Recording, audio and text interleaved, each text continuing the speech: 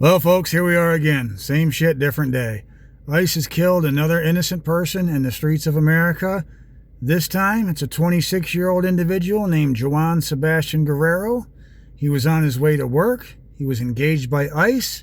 Whatever occurred, they pulled their weapons. They shot him through the front windshield, right in the head, killing him in front of his partner and his 3-year-old daughter.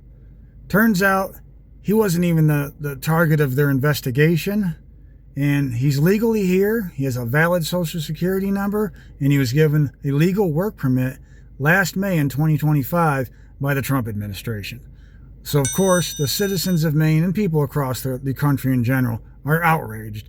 And they turn towards their Senator, Susan Collins, because just a little while ago, she was a big part in ICE getting funded. Here's the story. After gathering to protest at a downtown park, the enraged residents of Biddeford, Maine today marched themselves down to the Biddeford district office of Republican U.S. Senator Susan Collins.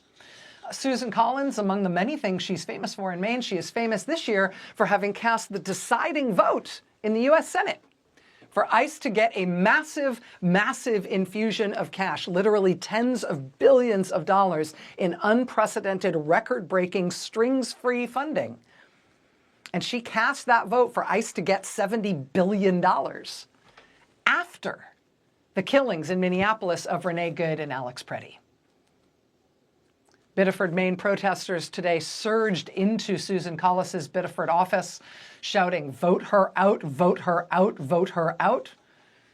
The signs people were carrying, I have to tell you, were in some cases less polite than that, which is why we have to blur some of them. But the chant, as you can hear, is "Vote her out."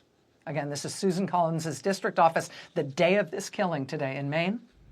So Collins, who was already very unpopular in her state, a few months ago was looking at more than likely maybe not losing her seat, but definitely having a big challenge for her seat in the form of Graham Plattner, who was garnering quite a following behind his campaign. People liked him, they liked his message, and they got behind him. But unfortunately, he was accused of some sexual things a couple weeks ago and he had to drop out. But this puts more pressure on whoever his replacement is, because now Collins again finds herself in a very unpopular position with this whole ICE thing. She's got her back against the wall, and the incoming guy that's going to run against her, or gal, could use this as quite a leverage in their campaign to say, you know, look at what she's putting up with, look what she stands for, look what her policies lead to, and could put them in a very advantageous position. So we'll just have to see who comes forward in the next couple of weeks to take that position, to run for that senatorial seat, and then we'll have to sit back and watch the fireworks, folks.